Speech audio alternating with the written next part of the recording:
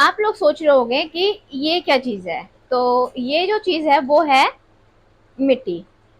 और इस मिट्टी से हम लोग बहुत सारा काम लेते हैं। देखा जाए तो सिर्फ छोटी सी मिट्टी होती है ये, लेकिन इसका यूज बहुत है। यूज क्या है? अगर ये मिट्टी यानी कि हमारे हाथ, मेरे हाथ में जो ये ना, ये जो मिट्टी ना हो ना, मिट्टी, तो ना तो हमें ऑक्सीजन मिलेगी, ना हमारा जो क्लाइमेट है वो बहुत अच्छा रहेगा, और ना फ्रेश एयर मिलेगी। तो अब देखो, ये मिट्टी, तो इसका बहुत सारा यूज है। तो आज हम इसी टॉपिक के ऊपर चर्चा करते हैं, ज्योग्राफी में। किसके ऊपर? मिट्टी के ऊपर।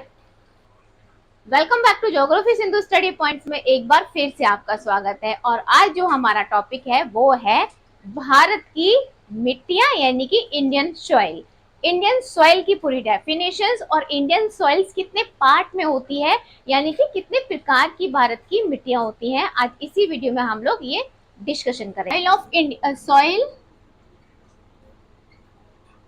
सॉइल का एक फैक्टर है, इसको हम लोग करते हैं कॉर्पेट, CLORPT।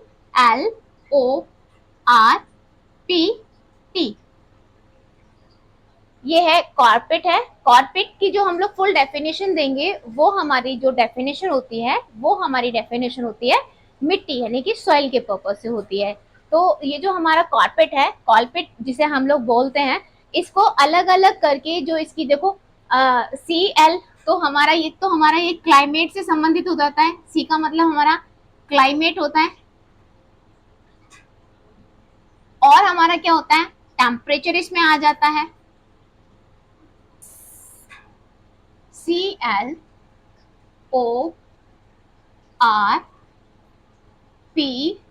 और T, ये अगर हम इन्हें काउंट करते हैं तो ये हमारे 1 2 3 4 5 कॉर्पेट, ये हमारे 5 कारक हैं, यानी कि 5 जो हैं वो कारक हैं जो हमें मिट्टी के विकास में एक योगदान की भूमिका निभाते हैं।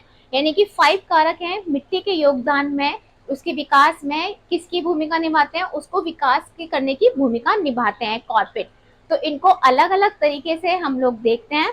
क्या देखते हैं कि CL में हमारा क्लाइमेट आता है, हमारा टेम्परेचर आता है, और हमारा रेन आता है। अगर हम ओ की बात करते हैं तो इसमें हमारा क्या आता है, ओ में अगर हम इसे इंग्लिश में क्लाइमेट है, टेम्परेचर है, और हमारा रेन है, तो इसको हम लोग दोनों तरीके की लैंग्वेज में इसे हम देखेंगे। CL को, क्लाइमेट को हम लोग बोलते हैं जलवायु, और T को हम बोलेंगे तापमान, और R को हम लोग, रेन को हम लोग बोलेंगे वर्षा या वर्षण।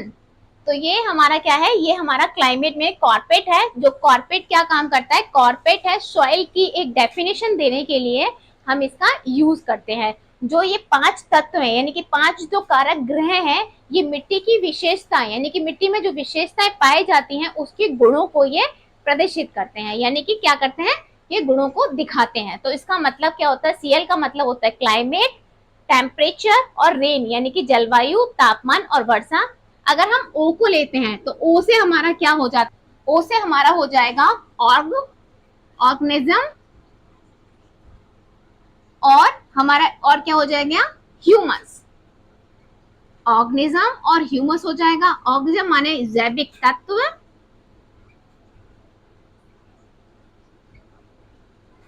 और ह्यूमस से तो ह्यूमस सब समझते हैं ह्यूमस है। अगर हम लोग इसमें आर को लेते हैं, आर की डेफिनेशन, आर को हम लोग बोलते हैं रिलीफ, यानी कि मृदा, यानी कि सॉइल की मोटाई। और अब हम बात करते हैं अपने पी की, परनेट मटेरियल। परनेट मटेरियल यानी कि पैतृक तत्व, पैतृक तत्व, ठीक है।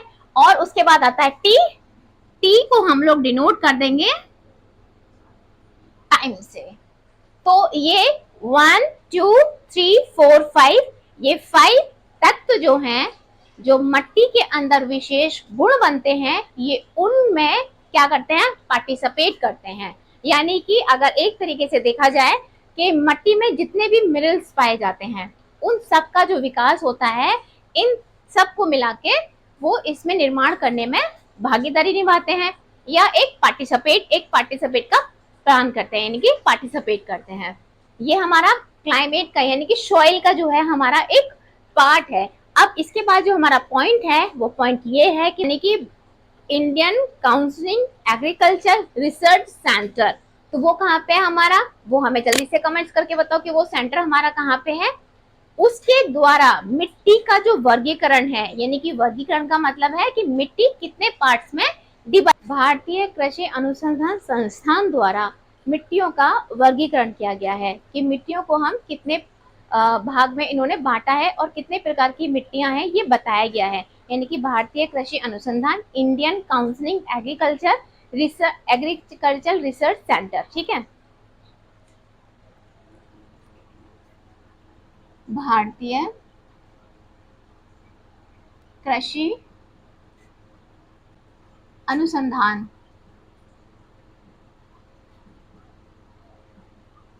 संस्थान द्वारा मिट्टियों का वर्गीकरण किया गया है। मिट्टियों का वर्गीकरण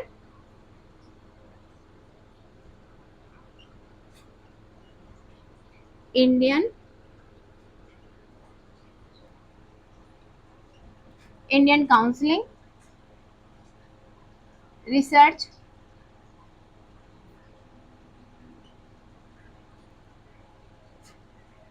Indian counselling agriculture research centre.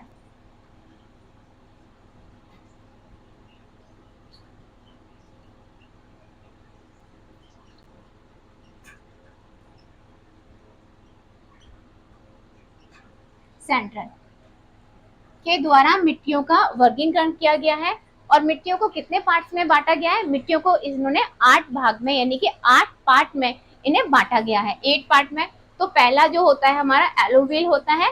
Alluvial मिट्टी जो होती है वो हमारी कौन सी मिट्टी होती है, वो जड़ोल मिट्टी होती है। उसके बाद में हमारी आती है हमारी जड़ोल मिट्टी आती है, फिर हमारी काली मिट्टी आती है, फिर हमारी लाल मिट्टी आती है, लेटराइट मिट्टी आती है, और हमारी मरुस्थलीय मिट्टी या हमारी वन्य पर्वतीय मिट्टी आ जाती है, और उसके बाद में आती है हमारी सॉइल यानी कि लवणीय मृदा आ जाती है। इतने पार्ट्स में इन्होंने मिट्टी का वर्गीकरण किया है कि भारत के अंदर जो मिट्टियों का प्रकार है वो इतने 8 पार्ट्स में भारत के अंदर मिट्टियां पाई जाती हैं। तो कौन से 8 प्रकार हैं वो, एलुवियल सॉइल, सेकंड है रेड सॉइल,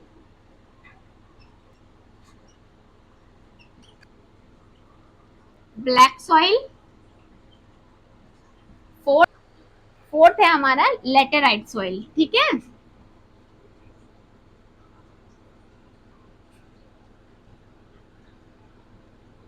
लेटेराइट सॉइल।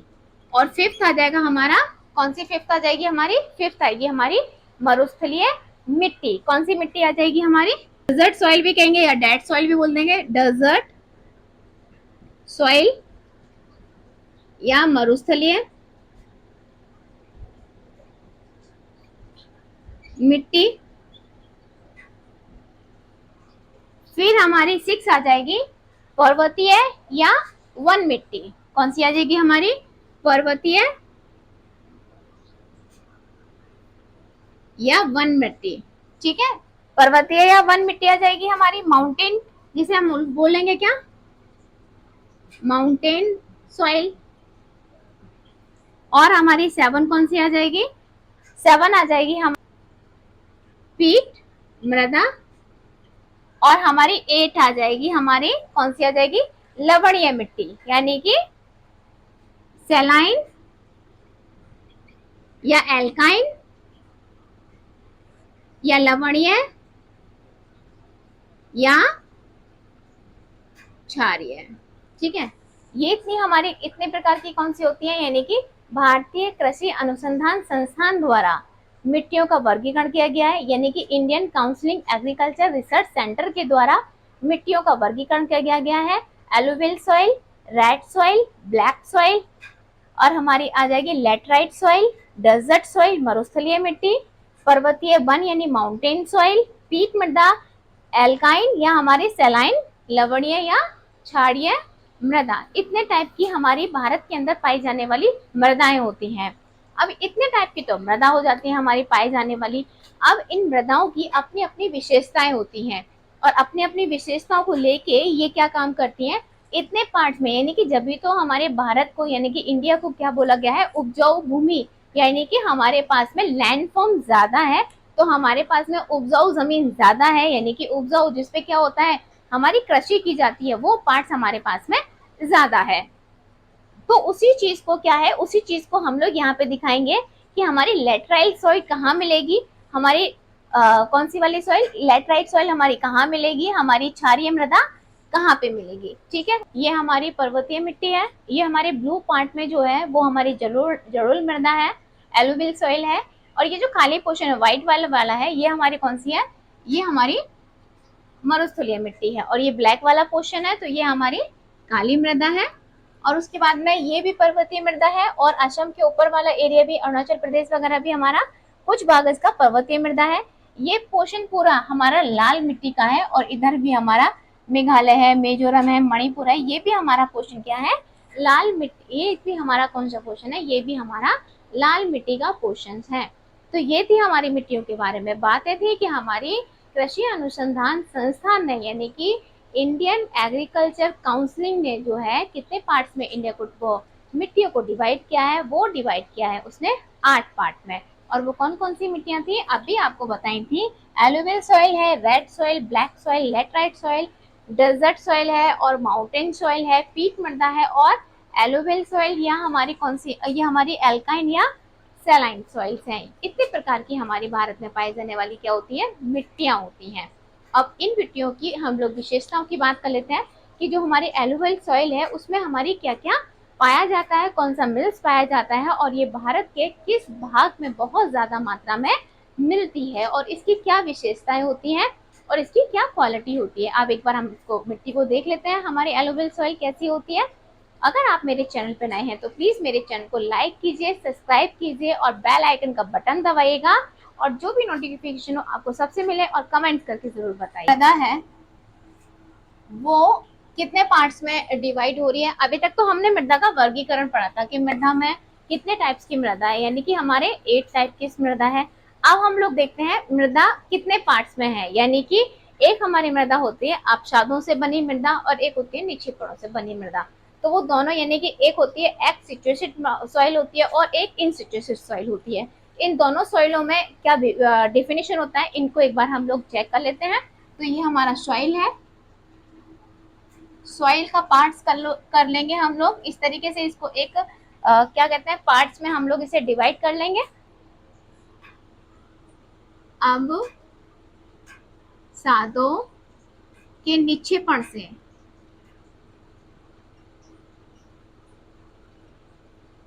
ठीक है, और ये है, और दूसरी हमारी अपक्षय, अपक्षय से निर्मित,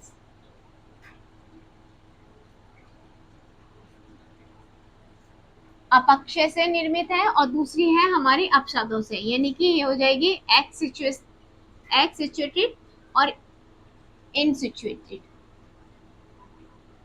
ठीक है, ये हमारी 2 टाइप्स की मृदा होगी। अपसादों के निक्षेपण से जो मृदा होती है वो कौन कौन सी इसमें हमारी मृदा आती है, इसमें हमारी आती है मृदा एलुवियल मृदा आती है, इसमें हमारी पहला पॉइंट है, इसमें हमारी डिपोजिशन ऑफ सेडिमेंट, यानी कि एक्स सिचुएटेड में क्या आएगा, डिपोजिशन ऑफ सेडिमेंट। ठीक है, और इसमें हमारी पहली आएगी एलुवियल सॉइल, और दूसरी हमारी कौन सी आ जाएगी, दूसरी इसमें आ जाएगी हमारी मरुस्थलीय, यानी कि डेजर्ट सॉइल। हमारी दूसरी कौन सी आ जाएगी, हमारी डेजर्ट सॉइल आएगी। इसमें कौन सी सॉइल आएगी, डेजर्ट सॉइल आएगी। इसमें हमारी 2 टाइप की मृदा आती है, यानी कि डिपोजिट ऑफ सेडिमेंट में हमारी कितनी आती है, एक्स सिचुएटेड में, यानी अपसादों के निक्षेपण से प्राप्त जो मृदा होती है, यानी कि सॉइल है। सॉइल को हमने कितने भागों में देखा, अपसादों के निक्षेपण से प्राप्त मृदा होती है जिसे हम एक्स सिचुएटेड कहते हैं, यानी कि डिपोजिट ऑफ सेडिमेंट होता है। दूसरी जो होती है हमारी अपक्षय से निर्मित होती है, इसे हम इनसिचुएटेड यानी कि इनसिचुएटेड बोलते हैं। ठीक है, ये 2 टाइप्स की होती है। तो जो हमारे अपसादों के नीचे पर से यानी कि डिपॉजिट और सेटमेंट से जो प्राप्त मृदा है वो हमारी कौन सी है, एलोवेल सॉइल और डेजर्ट सॉइल होती है। ठीक है, एलोवेल सॉइल कौन सी है, जलोढ़ सॉइल होती है। ऑब्वियसली ये पानी यानी कि गंगा के बहाव के साथ में ये आती है। ठीक है, अक्षय से निर्मित जो होती है ना, तो इसमें भी है 2 टाइप्स में डिवाइड हो जाती है। कौन सी होती है, एक हमारी जोनल में हो जाती है और एक अजोनल में हो जाती है। यानी कि अपक्षय से निर्मित एंड सिचुएटेड में जो होती है वो हमारी कितने टाइप्स की मृदा होती है, ये भी हमारी 2 टाइप्स की मृदा होती है। इसमें ये 2 पार्ट्स में डिवाइड, 2 टाइप्स की नहीं, इसमें ये क्या होती है, 2 पार्ट्स में डिवाइड हो जाती है। ये 2 पार्ट्स में डिवाइड होती है। इसमें एक होती है जोनल मृदा होती है, एक अजोनल मृदा होती है। ठीक है, जोनल सॉइल और अजोनल सॉइल। ठीक है, मंडलीय मृदा और ये होती है अंतःस्थलीय मृदा।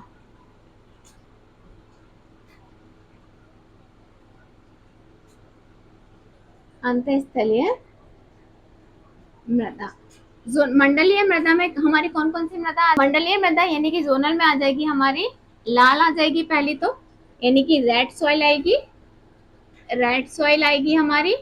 सेकंड आ जाएगी हमारी लेटराइट सॉइल आ जाएगी। कौन सी सॉइल आएगी हमारी, दूसरी, दूसरी आ जाएगी हमारी लेटराइट सॉइल आएगी।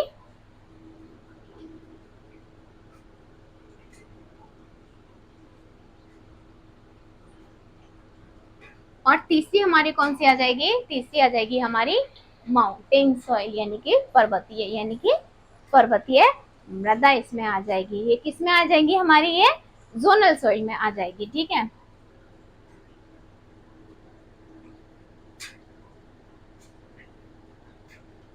पर्वतीय मृदा यानी कि माउंटेन सॉइल, माउंटेन सॉइल इसमें आ जाएंगे। अगर हम जोनल सॉइल की बात करते हैं, ठीक है, अगर हम अजोन, ये हमारी जोनल सॉइल है, ये हमारी अजोनल यानी कि मंडलीय मृदा है हमारी ये, और ये है हमारी अंतःस्थलीय मृदा। तो इसमें हमारी कौन कौन सी सॉइल आ जाएंगी, हम एक बार फिर से देख लेते हैं कि इसमें हमारी ब्लैक और ब्लैक के बाद आएगी हमारी इसमें ब्लैक सॉइल आएगी, और ब्लैक के बाद आ जाएगी हमारी इसमें पीक मृदा आएगी, और एल्काइन इसमें आ जाएगी हमारी सैलाइन, सैलाइन या सैलाइन। ये हमारी 3 मृदा इसमें आ जाएंगी, यानी कि जोनल सॉइल में हमारी ये 3 सॉइल आ जाएंगी। तो ये हमारे सॉइल हो गई। अब हम अपने मेन पॉइंट पे आते हैं। भाई मेन पॉइंट पे क्या आते हैं, मेन पॉइंट पे आते हैं एल्काइन सॉइल कैसी होती है, ये कहाँ पाई जाती है, और इसमें कितने प्रकार के मिनरल्स होते हैं। बहुत सारी चीजें हैं मिट्टी के अंदर जो बहुत सारी चीजें पाई जाती हैं। तो अब हम स्टार्ट करते हैं। अब हम बात करेंगे जलोढ़ मृदा यानी कि दोमट। और किस किस नाम से जानते हैं आप लोग इसे, मुझे कमेंट्स करके बताना। जलोढ़ मृदा या दोमट मृदा। अच्छा, ये कैसी मृदा है, ये है ना अंतःस्थलीय मृदा है यानी कि अंतःमंडलीय मृदा है। इसमें परिच्छेदिकाएं नहीं होती हैं। परिच्छेदिकाओं का मतलब क्या होता है, जिसमें से पानी रिस रिस के नीचे चला जाए, यानी कि बालू वाली। बालू में अगर हम लोग पानी डालते हैं तो क्या होता है, पानी वो हमारा डिप डिप वो पानी को सोख लेता है, और जो ऊपर की जो परत होती है वो खाली हो जाती है और पानी उसके नीचे चला जाता है, उसे कहते हैं परिच्छेदिकाएं।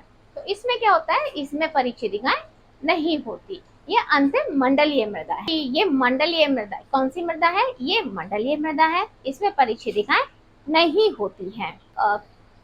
और दूसरी बात क्या होती है, दूसरी बात ये होती है कि ये परिवहित मृदा है। मतलब परिवहित मृदा मतलब कि ये गंगा आर्य पर्वतों से उतर के, यमुना आर्य पर्वतों से उतर के मैदानों में पाई जाती है, उत्तर के विशाल मैदान में पाई जाएगी। तो इसका मतलब क्या है, बहाव के द्वारा आई हुई मृदा।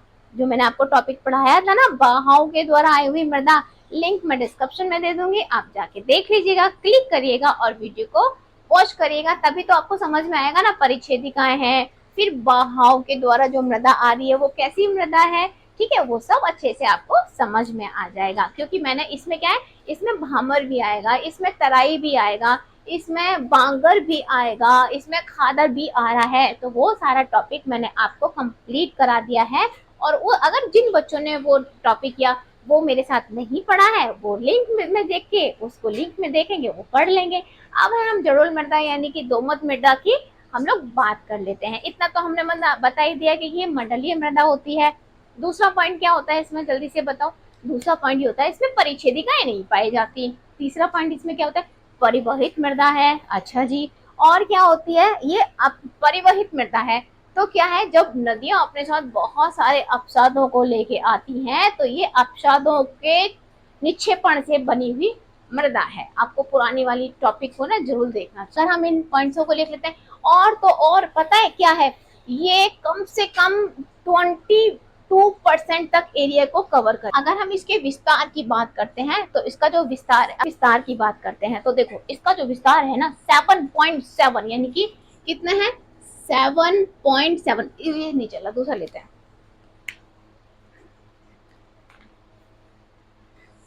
7.7 यानी कि 7.7 वर्ग किलोमीटर यानी कि लाख वर्ग किलोमीटर के एरिया को ये घेरे हुए हैं।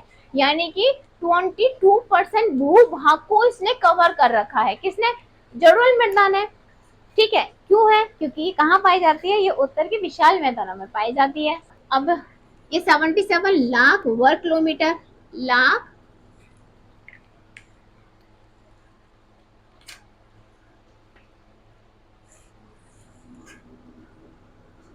वर्ग किलोमीटर एरिया को कवर किया हुआ, यानी कि भूभाग का 22% भाग इसने घेरा हुआ है। इतनी बार समझ लेते हैं, ठीक है। अच्छा, और 7 पॉइंट क्या है, इस ये दो इसके जो एरिया है वो 2 पार्ट्स में है। एक तो देखो उत्तर का विशाल मैदान, आगे देखो उत्तर का विशाल मैदान आपको दिख रहा है, ये रहा उत्तर का विशाल मैदान। और देखो ये जो तटवर्तीय इलाके हैं, ये जो तटवर्तीय क्षेत्र है, यहाँ पे भी ये जड़ोल मृदा पाई जाती है। ये 2 पॉइंट्स के इतने सारे पॉइंट्स क्लियर हो गए। अब डिक्टू से लिखवा के भी समझा दें। हर प्रकार की जलवायु में पाई जाती है। हर प्रकार की जलवायु यानी कि अर्ध सूक्ष्म में भी इसका सबसे अधिक जो विस्तार है ना, अर्ध सूक्ष्म क्षेत्रों में भी इसका सबसे अधिक विस्तार है। ठीक है, अब इसका तीसरा पॉइंट क्या हो जाता है, नाइट्रोजन, फास्फोरस और ह्यूमस का अभाव। अभाव का मतलब इसमें कम है, यानी कि नाइट्रोजन, फास्फोरस और ह्यूमस इसमें कम मात्रा में है।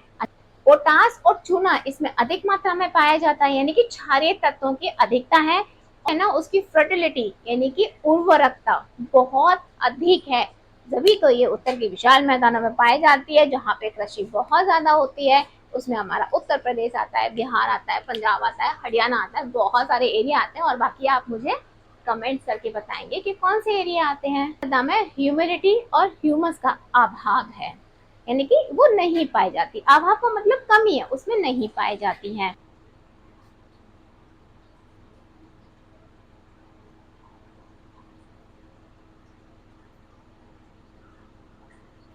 मृदा है इसमें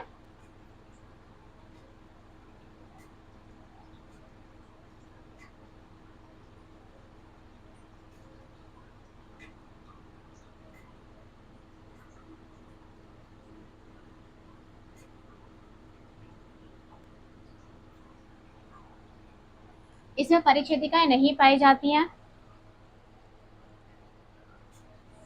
दूसरे क्या, फॉलोइंग मृदा यानी कि परिवहित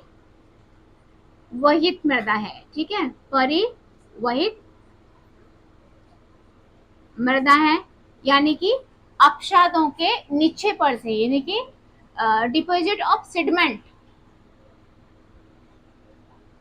अवसादों के निक्षेपण से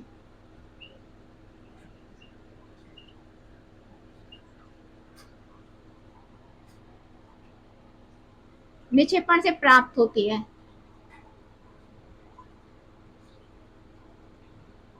यानी कि डिपॉजिट ऑफ सेडिमेंट,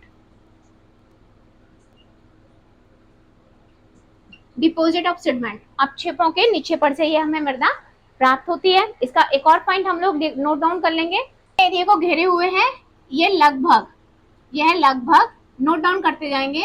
यह लगभग 7.7 वर्ग किलोमीटर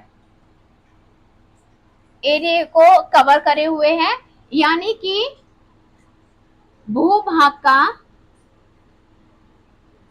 22%, भूभाग 22% घेरे हुए है ये।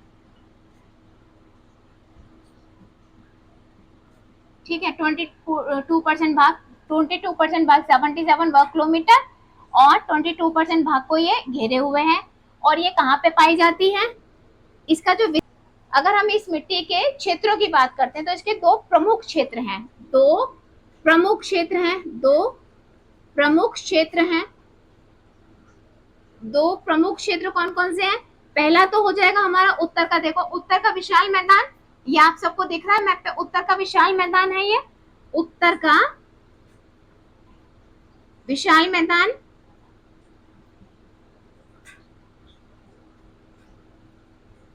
सेकंड पॉइंट क्या आएगा? सेकंड पॉइंट यानी उत्तर का विशाल मैदान यानी कि नॉर्थ का फुल एरिया, इसे हम बोलेंगे नॉर्थ वाला एरिया बोल देंगे, प्लेन एरिया जो हो जाता है हमारा। ठीक है, अब उसके बाद में ये तटवर्तीय क्षेत्रों में पाई जाती है। ठीक है, तटवर्तीय तटवर्तीय क्षेत्रों में कहाँ कहाँ पाई जाती है ये? उत्तर के विशाल मैदान में और हमारे तटवर्तीय क्षेत्रों में पाई जाती है। ठीक है, अच्छा इसमें क्या है? नाइट्रोजन, फास्फोरस, नाइट्रोजन, फास्फोरस एवं ह्यूमस, क्या क्या इसमें है? देखो इसमें और नोट डाउन करेंगे हम लोग, नाइट्रोजन,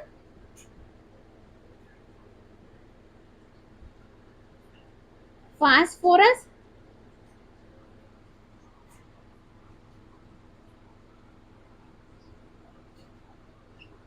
और ह्यूमस।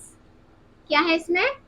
अभाव है, यानी कि इसमें नहीं पाए जाते। ठीक है, और क्या इसमें, और क्या चीजें हैं?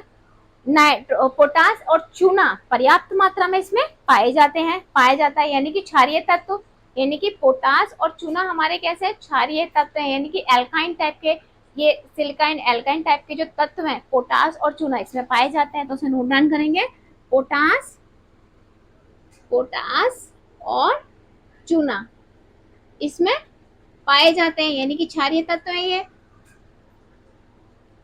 पाए जाते हैं, यानी कि क्षारीय तत्व।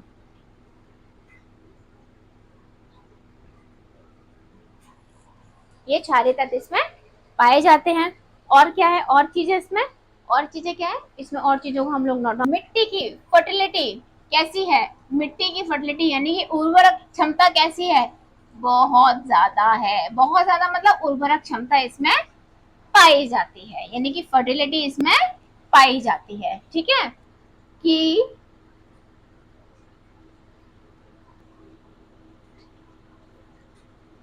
फर्टिलिटी यानी कि उर्वरकता सबसे अधिक है,